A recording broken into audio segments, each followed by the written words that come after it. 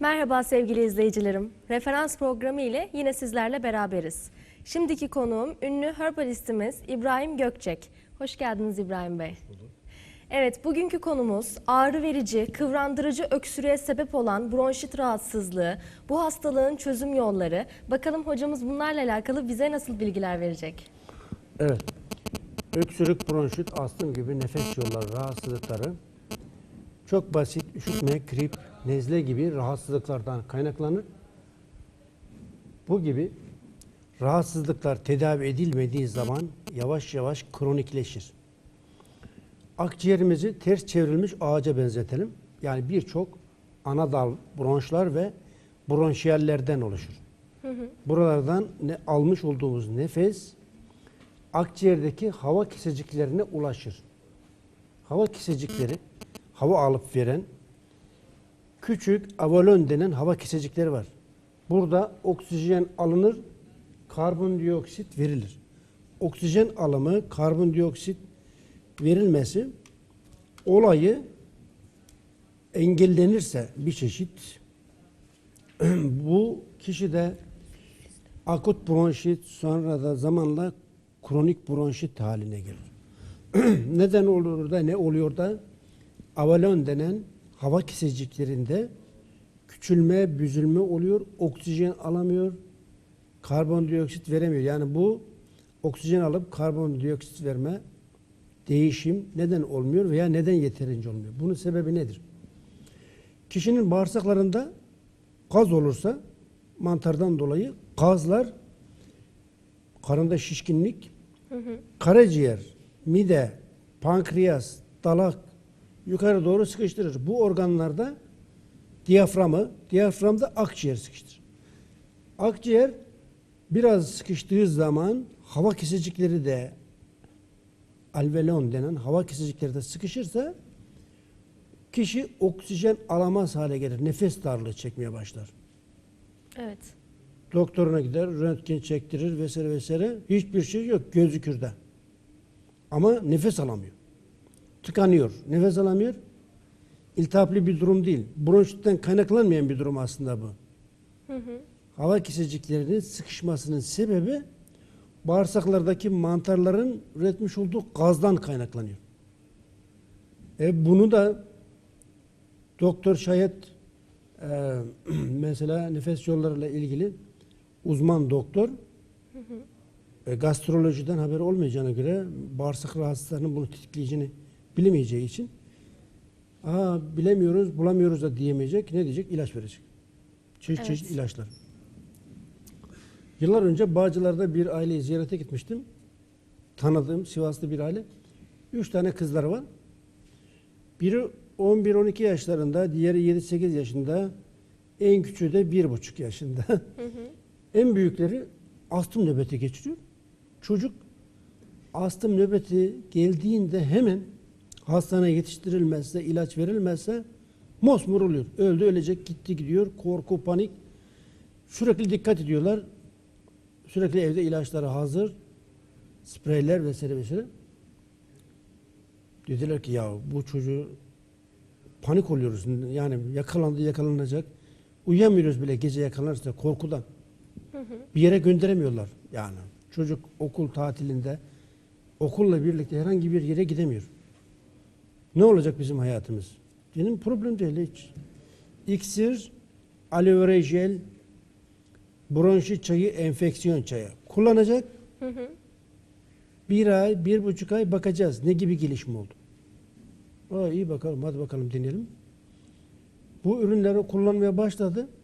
1,5 ay sonra çocuğun nefes alışverişleri rahatladı ve astım nöbeti geçirme rizikosu kalktı. Şimdi aradan 5 yıl geçti.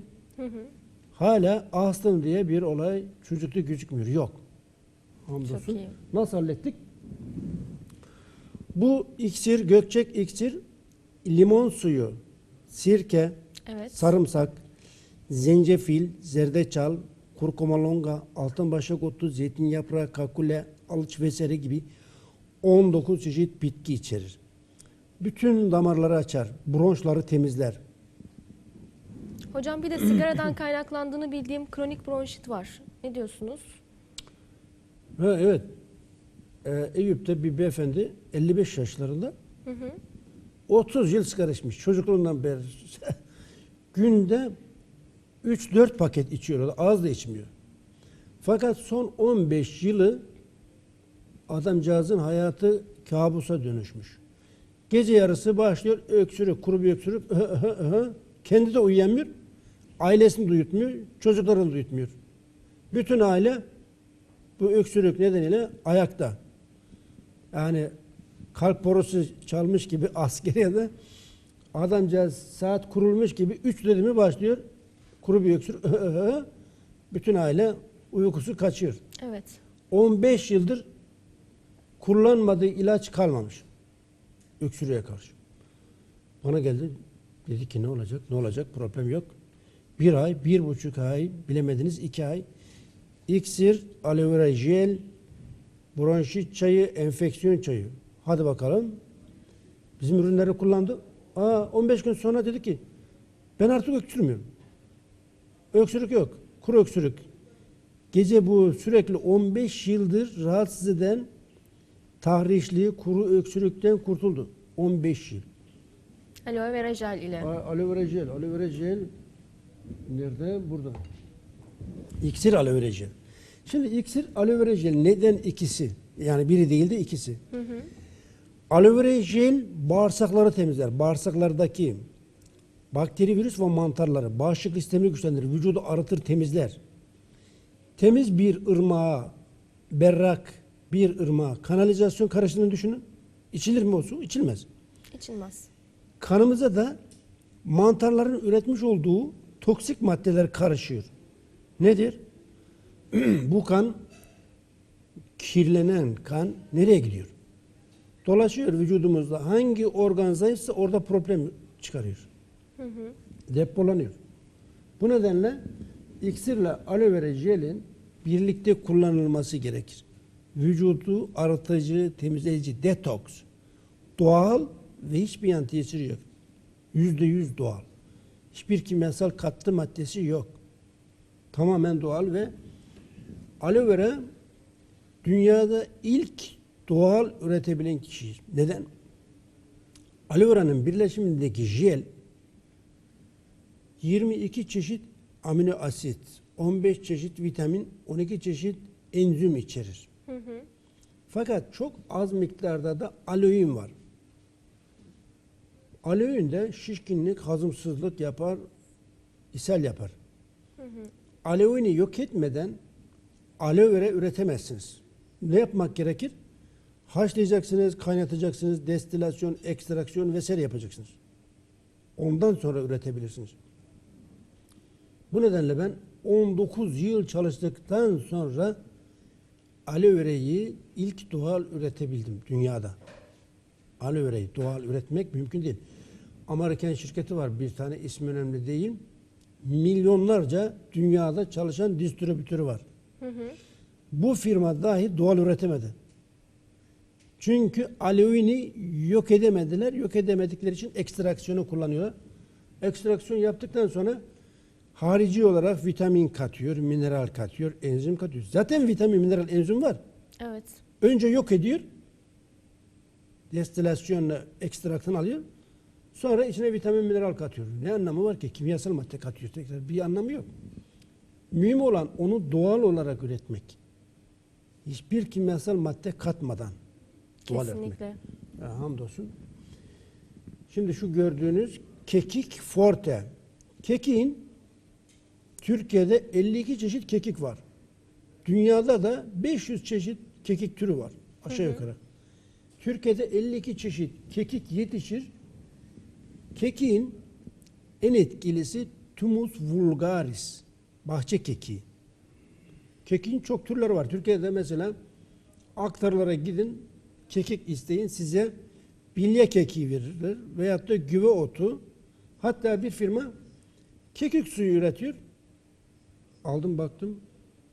Oreganum syricum yazıyor Latincesi. Dedim ya bu güve otu, Suriye güve otu. Adı üzerinde. Siz bunu nasıl olur da kekik suyu olarak satıyorsunuz dedim. Yaptığınız iş yanlış, dikkat edin dedim. Üretimden hemen kaldırdılar, panik oldular. Yazı yazdım. İnternette bak yazı yazarım dedim. Vatandaşı dolandıramazsınız. Doğru. Ya ben de biraz deli dumrul gibi. Herkese yanlış yapana yanlış yapmayacaksın diyoruz. Beni ilgilendirmez aslında da. İnsan sağlığı olunca mecburen ne yapıyoruz? İlgilenmek. Yanlış yapanı uyarmak benim sanki görevimmiş gibi. Benim görevim değil ki. Sağlık Bakanı'nın, Tarım Bakanı'nın işi. Sen yanlış yaptın. Niye yanlış yaptın? Demek yani bana mı düşüyor? Evet, bana düşüyor bazen. Mecbur kalıyorum. Yani kekik suyu diye vatandaşa güve otunun suyunu satıyor. Neden? Toros dağları güve otu dolu. Binlerce ton. Kekikse yetiştirmek gerekir. Thymus vulgaris. Bahçe kekiği. Bunun kilosu 22 lira, öbürü 1 lira, 2 lira. Arada çok büyük bir fark var. Bunu özel şartlarda yetiştiriyorsun, öbürü her yerde bulunuyor. Hani bir insanlarımız bir işi yaparken temiz, dürüst ve kaliteli yapmalı. Kesinlikle. Kimi insanlar duman falan alınca direkt nefesleri kesiliyor. Onun aslında bilgisi var mı? Sigaranın yan tesirini saymakla bitmez. Sigaranın birleşiminde 4000 çeşit toksik madde var. Polonyum 210 radyoaktif bir madde. Sigaranın içinde var. Kişi sigara içtiği zaman o dumanındaki polonyum 210 akciğere yerleşiyor. 15 sene radyoaktif ışın yayıyor. Diğer hücreleri öldürüyor, zarar veriyor. Yakıyor. 15 yıl.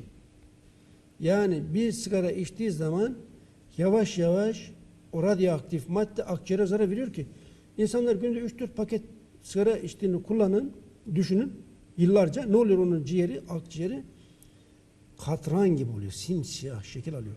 Sigara içen insanların böyle akciğeri küçülüyor, sertleşiyor, kalbi büyüyor, sertleşiyor. Ters orantılı. Sigara içenin kalbi büyür, Evet. akciğeri küçülür. Ne olur? Artık nefes alamaz, kalp yetmezliği başlar. Karaciğere zarar verir. Kanserin dudak, gırtlak, ağız, damak, akciğer, nefes borusu gibi kanser türlerinin %98'i sigaradan kaynaklanır. Peki kullanmayanlar? Mesela ben sigara kullanmıyorum ama dumanını alınca nefesim kesiliyor. Direkt gözlerimden yaşlar gelmeye başlıyor. Aslında başlangıcı diyebilir miyiz ona? Sizin akciğeriniz hassas. O nedenle akciğeriniz hassas olduğu için. Şimdi akciğerde bronşiyaller ve bronşlar aynı halı gibi. Silar dediğimiz tüysüz hücreler var. Kişi mesela astım hastaları öksürür balgam atmak için. Bir defa öksürdüğünde balgam akciğerin en altından çıkar ortalarına. Burada silar dediğimiz tüysüz hücrelere yapışır. Düşmez balgam. İkinci defa öksürür balgam atar. Hastalıklı insan. Hasta olmayan kişi öksürdüğü zaman balgam atar. Problem değil. Pisliği atar. Kurtulur. Hasta olan kişi bu silar denen astım hastasında tüysüz hücreler yıpranmış olduğu için balgamı atamaz. Atamazsa tekrar aşağı düşerse akciğerin alt kısmına düşerse bu sefer bunu atmak için sürekli öksürür. Balgamı atamaz. Daha da ağırlaşır. Evet. Nöbet geçirmeye başlar. Yani panik olur, korkar, nefes alamaz, nefesi kesilir. İşte bu nedenle silar dediğimiz tüysüz hücreler yapısı deforme olursa, şekli bozulursa çok kötü. Ağzınıza sağlık efendim. İbrahim Bey'e bizleri bilgilendirdiği için çok teşekkür ediyoruz. Kısa bir aradan sonra sizlerle beraber olmaya devam edeceğiz.